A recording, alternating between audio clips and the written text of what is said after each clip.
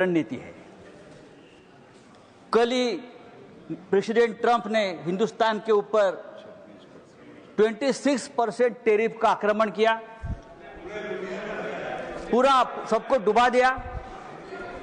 तो ये असली मुद्दा जो है, उसी दिन आपने ये बिल लेकर आए हो, उसी दिन डाइवर्ट करने के लिए, उसी दिन चर्चा होनी चाहिए थी कि ये बिल जो प्रेसिडेंट ने, जो ट्रंप ने जो टैरिफ लगाया, उसे हमारे देश के ऊपर क्या प्रभाव पड़ेगा, हमारी अर्थव्यवस्था गिरेगी, हमारा रुपया गिरकर मर जाएगा।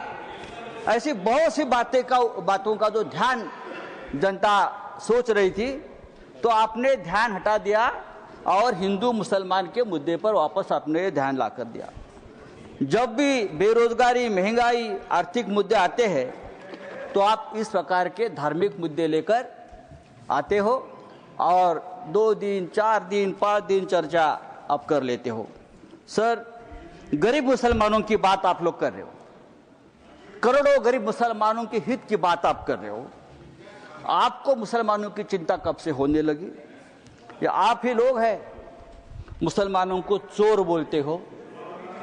आप ही लोग हैं मुसलमान आपकी जमीन छीन लेंगे, आपके गले का मंगलसूत्र खींच लेंगे, आपके गाय बैल उठाकर लेके जाएंगे। मुसलमानों के, महाराष्ट्र में मुसलमानों के मटन के दुकान से आप मीट मत खरीद लीजिए, मुसलमान देशद्रोही है, टेररिस्ट है, बटेंगे तो कटेंगे। अभी आप लोग मुसलमानों की संपत्ति की चिंता कर रहे हो, आप लोग मुसलमानों की संपत्ति के रखवाले बने हो। लेकिन मैं आपको बताता हूं भाई साहब, आप मुझे कुछ मत सिखाइए, मैं बहुत पढ़ लिख कर आया हूं यहाँ, चिंता मत करिए। मैं हिंदुत्व भी पढ़ा हूं और सब कुछ पढ़ा हूं, और आप अभी नए मुल्ला बन गए हो हिंदुत्व के। आप हमें मत सिखाइए, हमारा जन्म हिंदुत्व के काम के लिए हुआ है। कल गृह मंत्री जी का भाषण में सुन रहा था, गृह मंत्री बोल रहे हैं कि हम 2025 के पहले वाली जो मस्जिद, मदरसे, दरगाह को हाथ नहीं लगाएंगे, लेकिन जो रिक्त जमीनें हैं उसे बेचकर गरीब महिलाओं का, मुसलमान महिलाओं का कल्याण करेंगे, उनमें पैसा बांटेंगे।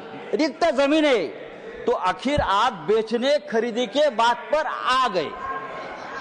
जिसका डर था कि जमीन बेचेंगे, जमीन खरीदेंगे, या ये जो आपका मूल उद्देश्य है, बिजनेस, व्यापार, उसके ऊपर आए, आप चुप नहीं बैठेंगे, आप जमीन बेचकर ही रहेंगे।